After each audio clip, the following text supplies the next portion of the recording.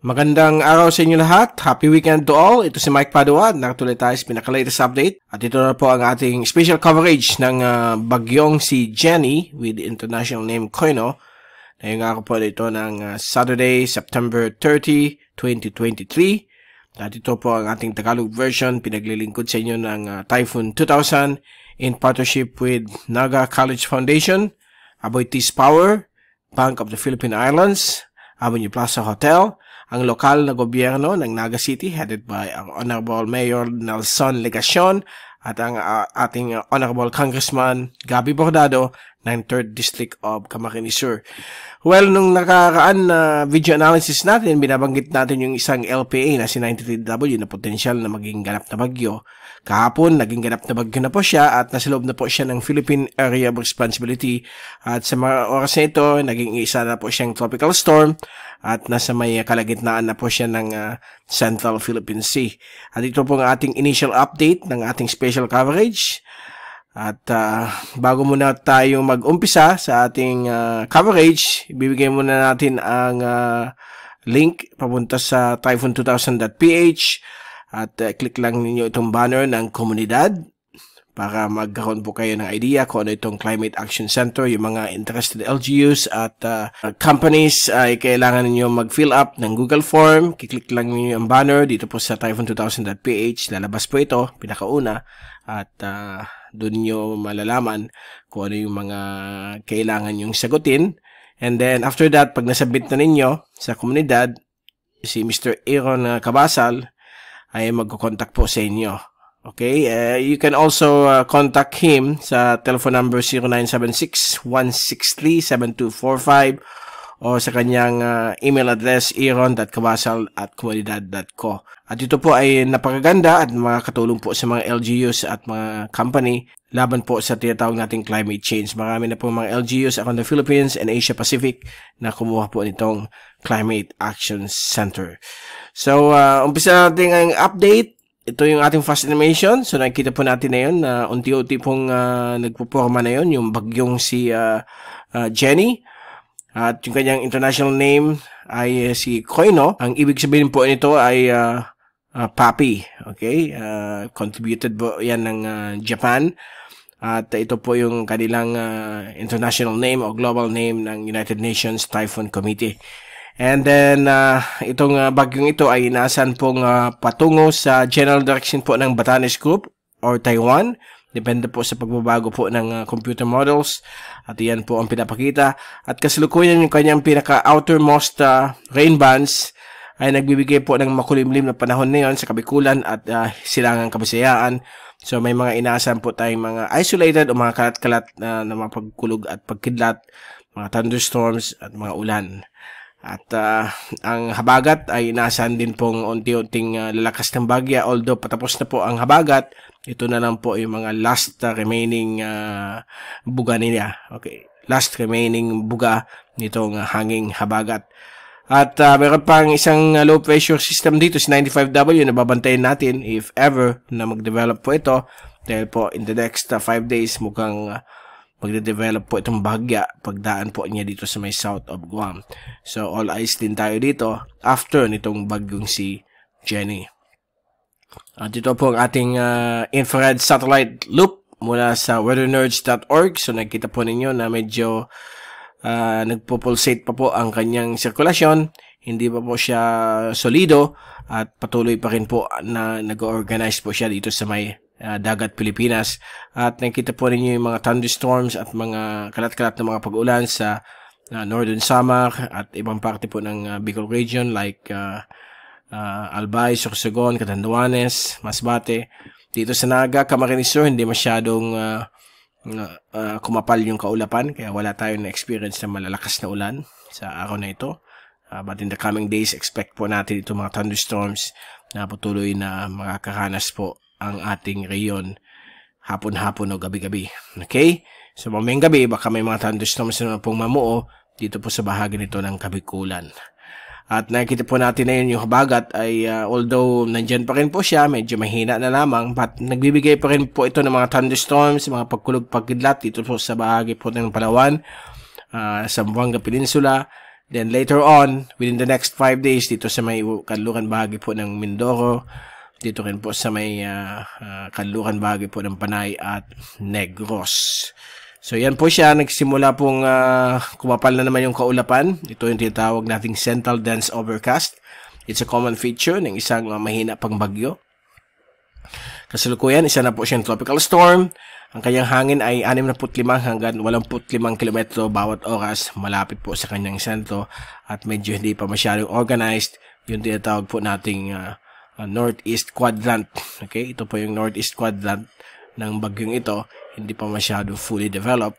Nagkakaroon po dito yung tinatawag nating upper level winds o wind shear na pinupush yung ulap patungo po sa direksyon po ng southwest. Okay, so yung kanyang mga kaulapan ay nakikita po natin dito na patuloy nagbibigay po ng mga thunderstorms sa may silangan po ng Kabikulan at silangan ng Eastern Visayas. So ito po yung tinatawag nating thick convection ng bagyong ito na napapadpad po dito sa may southwest ng kanyang sirkulasyon dahil po medyo malakas pa yung tinatawag nating northeasterly wind shear. Okay, but in the next few days, mag-relax po siya at may pinapakita ang mga wind models na posibleng maging typhoon po siya at magkakaroon po ng tinatawag nating rapid intensification. So ito po yung ating first track na release kaninang tanghali bilang isang tropical depression pa lamang, but sa mga oras ito, gaya na sinabi ko, tropical storm na po siya. At sa susunod na 24 hanggang 48 oras, ito po ay tatahak pa hilagang kanluran. So aakyat po siya dito habang ito po ay nagde-develop. At pagdating po ng Lunes ng umaga, isa na po siyang severe tropical storm base sa forecast. At pagdating po sa ikatlong araw na forecast, that will be Monday or Tuesday morning, ay isa na po siyang full-blown na typhoon. Okay? Ang forecast dito ay mukhang kakaroon po siya ng rapid intensification. Kaya yung hangin dito by 8 a.m. ng Martes ay 150 o 150 km bawat oras malapit sa kanyang mata. At pagdating po niya dito ay mukhang lalakas po yung high pressure ridge dito po sa may bahagi nito ng Eastern China na kung saan ito po ang magpupush ng bagyo upang gumalaw na pakanluran at inaasahan po ito dadaan sa may area po ng Batanes Scoop sa gabi po ng Miyerkules, Oktubre 4 hanggang madaling araw po ng Huwebes, Oktubre 5. Yan po ang binabakita ng forecast models. Alam natin na ang more than 3 days na forecast ay nasa 30 to 50% pa naman po ang accuracy. So, marami pa pong pwedeng mangyayari. Kaya, antabayanan po ninyo palagi itong tinatawag nating cone of uncertainty dahil po sa nakikita natin, ang cone of uncertainty ay mula sa buong isla ng Taiwan hanggang dito sa Hilagang Luzon. Kapag nandun po kayo sa loob ng, o nandito kayo sa loob ng cone of uncertainty ay medyo on guard po tayo. Okay, babantayan po natin dahil any sudden change ng kanyang track, either ito po gumalaw pa patimog o pahilaga, ay medyo apektado po ang mga lugar ninyo. Gaya nito, pag mag-south po, delikado po ang Hilagang Luzon. Samantala, ang pag nag-north po, delikado lalo po ang Taiwan. Kaya lang, ang kanyang track na yon ay nandito sa gitna. So, iyan po ang pinapakita. So, ang Batanes at Bubuyong Group of Islands ang medyo namimili ko na yun sa tracking nitong soon-to-be Typhoon Jenny. Okay? Pang-10 bagyo pa lamang po ito sa western, sa loob ng Philippine Area of Responsibility. So, pag ganitong El Nino, kahit na konti ang mga bagyo ay talagang malalakas po sila dahil po sa conducive po ang atmosphere na kinalalagyan po nitong mga tropical cyclones, lalo na po sa may bandang Guam hanggang sa may area po ng Hawaii. Kapag may mag-form po dyan, ay medyo maraming makakain na warm moisture itong mga potential na mga bagyo na darating pa sa loob ng natitirang tatlong buwan ng 2023. Kaya usually after September, talagang dyan tayo tumututok sa posibleng pagdating nitong mga bagyo dahil po pag umpisa ng amihan, lahat po sila ay mukhang patungong Pilipinas, but let's hope and pray na lahat sila ay umakyat po. Okay? Lalo na po yung mga bagyong after ni Jenny. So, yan po ating track. At kung titignan natin ang Asian tracks, so yan po sila lahat. They all agree na dito siya dadaan sa may Batanes area. Ang pinaka-southernmost track ay ang website natin, okay, Typhoon 2000 at yung Beijing or yung China. At yung pinaka-northernmost track ay ang Pag-asa. Although kanina pa itong 8 AM, di pa nag-update. Pag lumabas po ang pinaka-latest ay makikita natin na baka dito na yan sa may baba. Kasi nag-shift din po yan, tracking na yan. Ang Joint Typhoon Warning Center dati na sa Batanes ay nag-shift dito sa may southern tip of Taiwan. So, it will continue to be tinatawag nating sporadic ang kanilang tracking dahil po hindi pa po siya pasok sa 24 to 48 hours. Okay? Ang tandaan lang po ninyo sa mga bagyo, ang talagang mataas na ang probability ay yung 24 to 48. Lalong-lalo na po yung mga 12-hour forecast na talagang point of no return na po yan.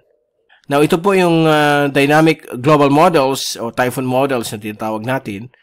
At makita ninyo na after 3 days ay talagang kita ninyo yung malawak ang mga tracking nila. So, hindi pa sila nagbe-blend, hindi pa sila nag-agree, hindi tulad nitong 24 hours. Ito nga 24 to 48 hours, medyo hindi pa sila nag-agree.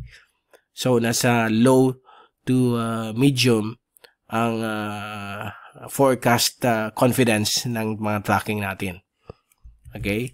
Kaya ang Northern Luzon hanggang Taiwan ay dapat magbantay sa future na tinatahak nitong bagyong si Jenny. Ito yung tinatawag nating ensemble models ng European model at pinapakita rin talaga dito talagang Batanes ang kanyang yung tinatawag nating midpoint ng kanilang ensemble. At dito sa likod, meron pong pinapakita rin na pagkapal o pagdami ng ensemble group nitong European model kay 95W. So, malalaman po natin yan kung ano yung tracking niya within the next 5 days. At bago tayong paalam, ito yung 24-hour rainfall forecast sa bagyong si Jenny sa Pilipinas. Wala na pong direct effects si bagyong Jenny except itong extreme northern Luzon, pagdaan niya. Ito pong nasa puti at gray color, yan po ang more than 100 mm. Samantala yung pula, yan po ang 50 mm. Kaya makikita ninyo ang buong Luzon ay mostly apektado na ng kanilang trough na may mga localized thunderstorms hanggang sa may Eastern Visayas at Mindanao. At ito po yung natitirang epekto ng habagat ay nakikita po ninyo na ang 50 mm na ulan everyday ay nasa may Palawan, Occidental Mindoro, Kanluran Bahagi po ng Panay at Negros. So hanggang dyan pa lamang po ang pinapakita nitong forecast natin hanggang sa araw po na Martes. Okay? O sa araw ng Lunes. So yan po. So marami po pong pwedeng magbago sa kanyang tracking. So stay tuned po sa next nating update bukas po. So to wrap up our rainfall accumulation for the next 3 days hanggang Lunes, Sabado, Linggo hanggang Lunes. So ito po ang pinapakita na lahat ng rainfall na may mga thunderstorms dala ng pahina ng habagat ay nakatutok po dito sa may Palawan at kanluran bahagi po ng Mimaropa at kanluran bahagi po ng Kabisayaan. Kasama po ang Zamboanga Peninsula. Samantalang buong bahagi ng Luzon, kasama po ang Bicol, buong bahagi po ng Visayas at Mindanao, mostly mga isolated thunderstorms lamang po. Okay? So ito po yung tracking ng bagyo. Kita po niyo yung violet. Yan po yung more than 100 mm na ulan sa loob ng 3 araw. So yan po ang gagalawin niya for the next 3 days. So that's it. Yan muna po ang ating latest na yung weekend sa tungkol po sa bagyong si Jenny. At babalik ulit tayo bukas para ibigay sa inyo pinaka-latest update sa bagyong si Jenny.